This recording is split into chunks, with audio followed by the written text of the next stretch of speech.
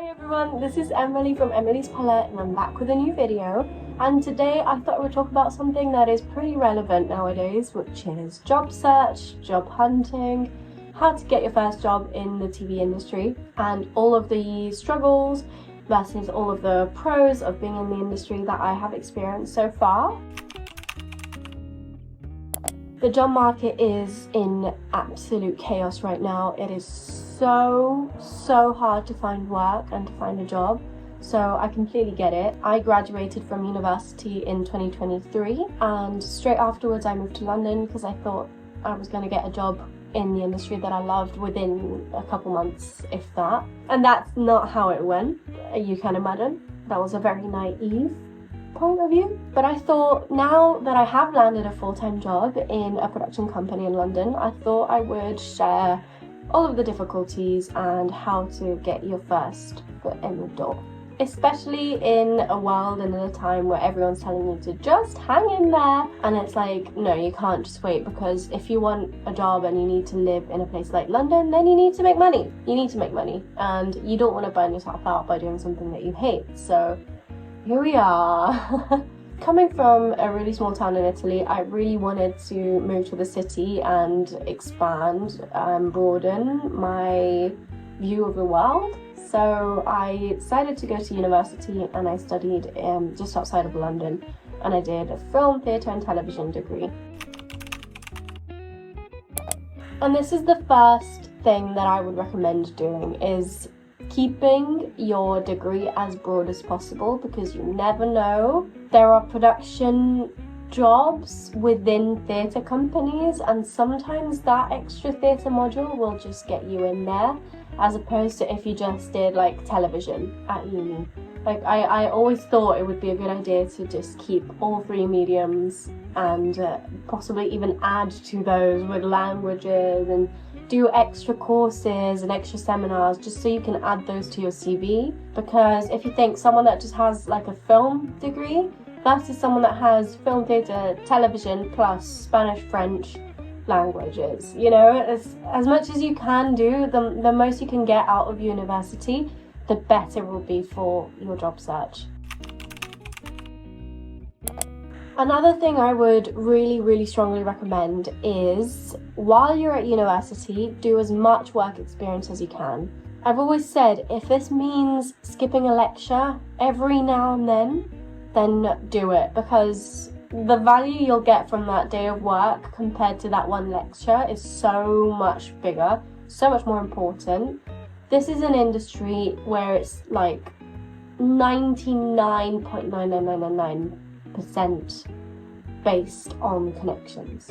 You know, it's not about what you do, it's not about your degree, it's not about how good you are, it's all about who you know.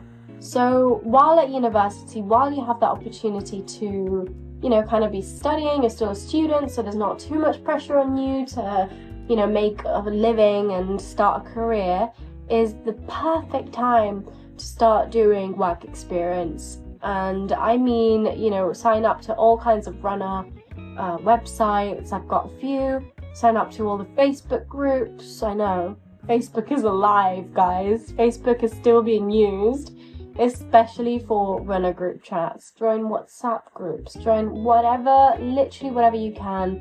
Any talent pool for, you know, like bigger industries, join those. You never know, like they might need a runner last minute and you could be the first one that responds. Do it while you're at uni. Don't wait until you're nearly at the end of your third year to start doing work experience, because the hard, difficult, annoying truth is that most people are having to do work experience for years after their degree, because they hadn't had the opportunity a lot of the time to do that work experience while at university. So you're kind of expected to just have a few years where you're just going to have to kind of get a small job at a cafe and do that work experience while you're there.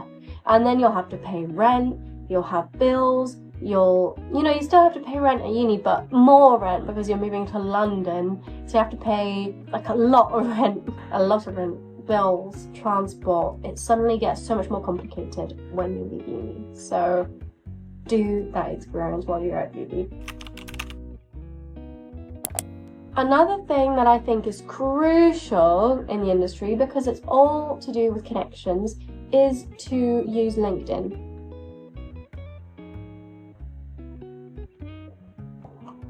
ASMR. Sorry. Okay. I know that LinkedIn is tricky and it's this very, very corporate social media machine, but to be honest, jobs come through on LinkedIn and it's quite easy to apply. I'm sure you'll have seen, if you're doing the job search, that there's so many websites where you need to go in and sign up and make an account, and then you need to, do your own cover letter and your own statements, and you need to get a specific reference for that job, and it's just so long. LinkedIn, you are literally just expected to apply now, use a CV, and it's gone through. Now, I haven't tried any of the AI apps. I don't know if I can recommend them. I know there's new AI job search apps, but to be honest, knowing if you use AI, it will probably just go through an AI machine bot and it will look for keywords, and if you don't have those keywords on your CV, then it gets just discarded already before a human even is able to see it. Isn't that great? Thank you very much for making the job search easier, guys. One thing that you should do on LinkedIn is to look for people that work in the sorts of production companies that you like. And once you've found those people, send them, add them as a connection and write a note. And you can say, "Hi, I'm a student. I've done this kind of work as a runner. I'm really looking for just some advice from a professional." Pick them up. Make them feel good, and everyone loves to talk about themselves in the industry, so just say, "I'd love to hear about some expert advice as to how you got in the industry and what I can do as a student right now to help my chances as to securing a job in a place like where you work at." The chances of getting work through that chat with them, always try and meet them in person, by the way. Always try and go out and get a coffee with them. They'll associate a nice, pleasant activity like drinking a coffee, getting a little break from work, to you.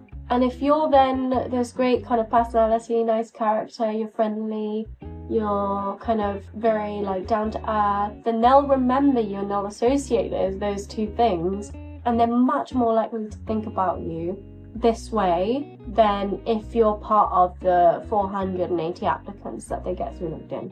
So try and meet up with people as much as you can. Just go out, say, "I can meet with you while you're at work for a coffee, just 10 minutes or half an hour, whatever you have. Bring your CV and just tell them what do you think I should do? What do you recommend?" Just ask them questions about their career and how did you start? I'd love to know what your challenges were. And then you're creating this sort of connection with someone, and whenever they'll think about, "Oh yeah, we've got this spot open. Oh yeah, I met with this lovely person a few months ago. Maybe I should contact them." It makes all the difference for them to know your face and for them to have met you in person, because they don't know who to trust until they meet. You could have the best CV and have a terrible personality. They don't know that until they meet you, so it's always safer for them to go with someone that they know. I learned that the hard way. Another piece of advice I feel like I have to give you is try and find a temporary job that you enjoy. And I think people tend to kind of give some bad advice for this, because they always say, well, if it's just a temporary job, then don't worry, just get whatever job. It might be a not very good job, might hate it, but it's temporary, just remember that. But then it can take a bit longer, and you want to be in a situation where you're working with people that you like and that you don't hate your job, because it can so easily burn you out. And if it doesn't feel like the right fit, just move on to another job, trust me. I met some amazing people through some temporary jobs that I didn't like, but at the same time, I nearly got burnt out quite a few times, and I was just I can't do this for much longer. I don't want to do this. You don't know how long it might take. And so doing something that you enjoy, that's temporary, also gives you the headspace and the physical energy to do those applications in the evening, to do little extra bits, to build your social media, build your TikTok, your Instagram. Whereas if you have a terrible job that takes up so much of your time, that is just burning you out, you'll not do those things. And I remember spending months and months and months where I didn't even apply for any jobs because I was just thinking like, it will probably happen at some point, but I was just too burnt out to do anything outside of work. It's tough out here, but you will get that work if you meet people. I got my current job because I knew someone at the production company, and not only that though, because I was very available. I'd immediately reply yes if they needed any help on set, and I'd always try and meet everyone at the office so that they knew me, they knew of me. And just try and like stick to people's heads as much as you can. Having your own spreadsheet, I know. Having a spreadsheet where you've got everyone's names, emails, and every month whether you've contacted them or not contacted them, that helps so much, because sometimes people will just apply, they'll send a really nice email. They'll be like, oh, we have nothing for them, so just ignore it. And then they'll leave it at that. But if you know, there's nothing bad that can come from honestly just keep emailing them.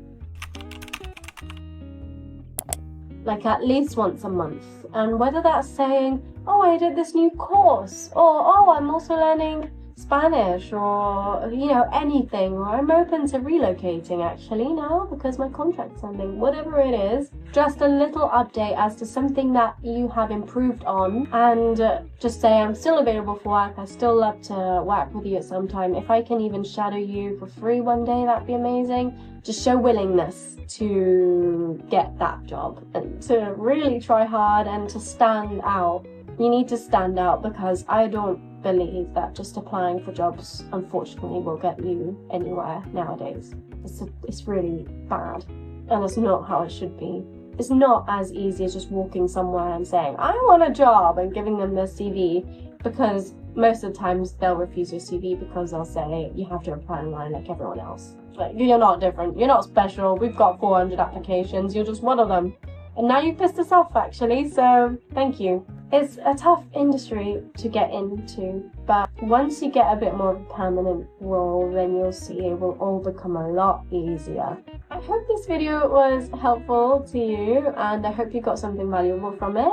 And if you did enjoy it, please let me know in the comments. If you do have any other questions about my job or about my career or how I made it this far, then do let me know. I am now a production coordinator in a production company in London. As always, I love to hear from you, so just remember to subscribe, like and comment down below. It would mean the world. And yeah, I hope to see you again in the next video next week. Okay, bye!